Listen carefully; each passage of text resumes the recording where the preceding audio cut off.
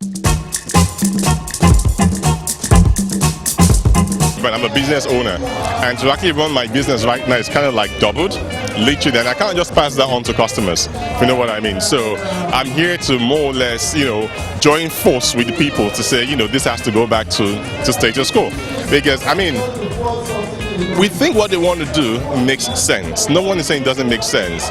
But you're telling me the same thing I've been hearing since I was a little kid. It's light, it's water, it's roads. We've heard that every single year, here in here. This government has been there for, going on 12 years.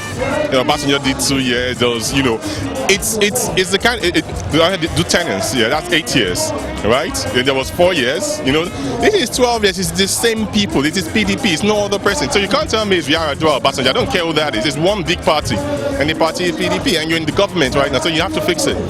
So give us something. Show us. Give us your 10 points agenda. Tell us. We fix Ore Benin Road, Ore Lagos Road. We'll fix Port Harcourt Maiduguri Road. Then we'll provide rail from Kaduna to Lagos. After we are done with that, and you can see that we're actually doing something, then we will proceed to take away 25%. Then we'll provide you guys with electricity. We'll provide you that. Then you start doing all those kind of things. I've never seen the situation whereby you tell me the problem is that some things are going through the border. If that's the problem, the solution is fix the border. The solution is not. Do you get what I mean? If you have, it's very direct. What leaves the country, as they say, to other countries doesn't live in buckets and in bowls. It lives in tankers of petrol. Tell somebody if you get someone doing it, your commission is $1 million, and if you're caught doing it, you're going to spend life in prison. It would change. There's really little things. It's annoying because all these guys are strategists. They know more than we do. So there's something that we don't know that they know. They don't want to tell us. And as long as they don't tell us what it is, we'll be here. Because, I can't run the business. So the next thing I'll do is stand here till I can run the business.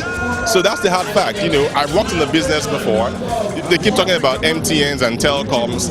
They should give MTN and the telecoms Nigeria to manage. It will be profitable. There are other ways they can make money in this country. It is sad. We used to have Nitel, and where's Nitel today? It was mismanaged. In every other country, the government has a business. They can be in the telecoms business, they'll be in the transportation business, they'll be in the food business, they'll be in every kind of business there, and they can generate money from those businesses. In Nigeria, the government has no business. Why? They should be better than MTN. Nitel should be better than MTN in managing resources and giving us what we want. And they can generate revenue from that.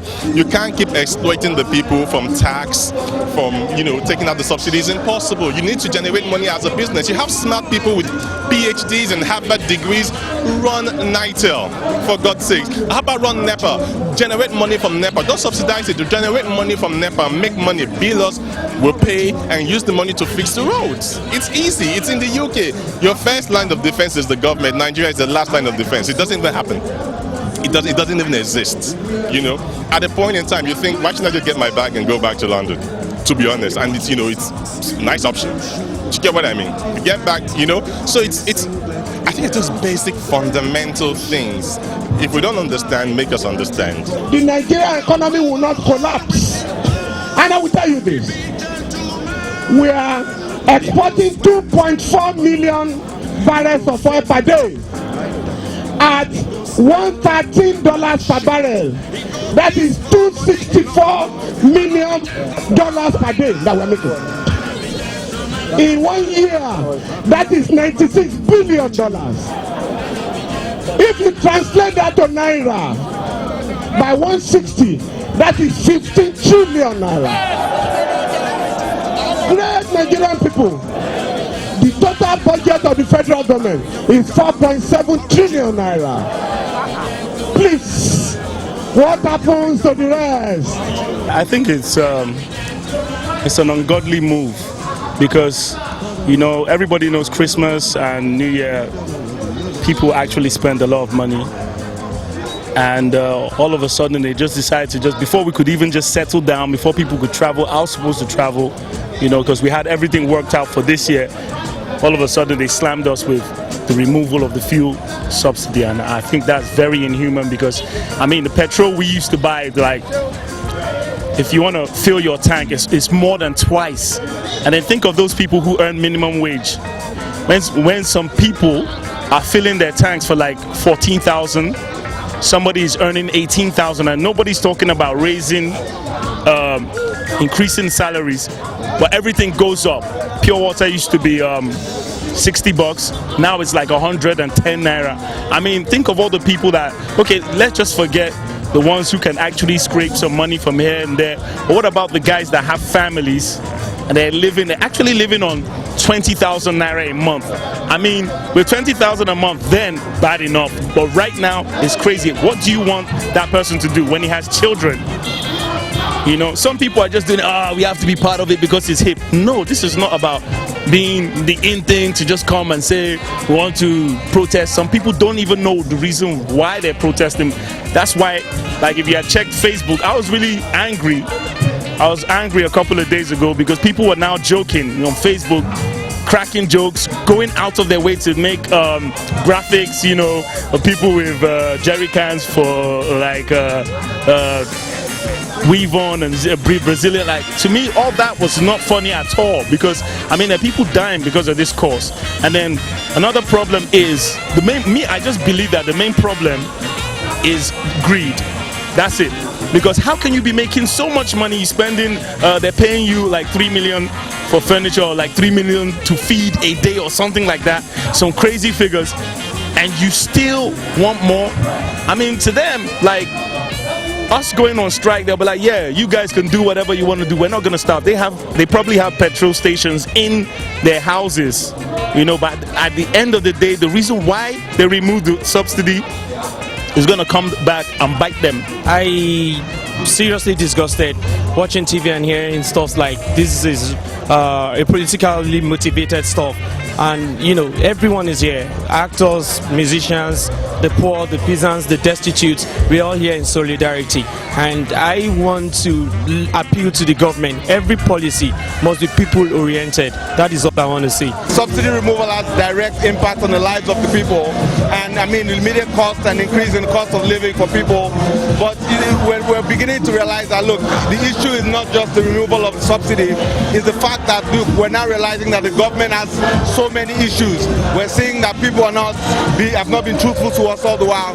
The issue at this point is now an issue of trust and accountability and good governance.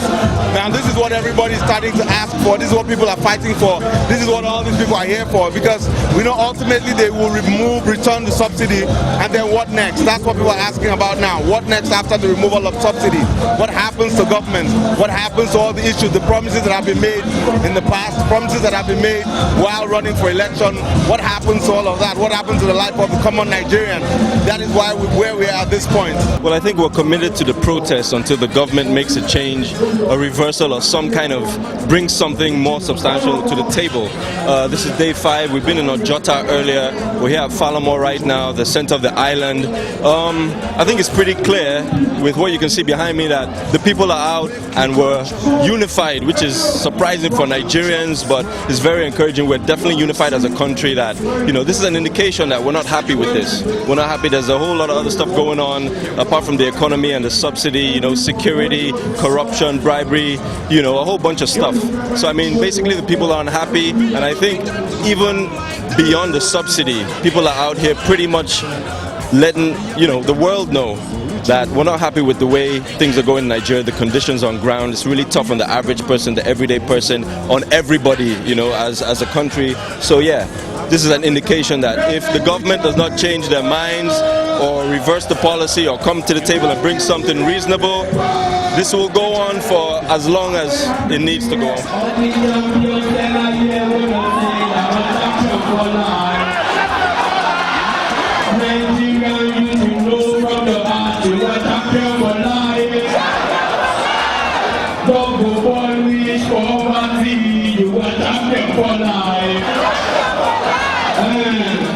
We're not supposed to forget it.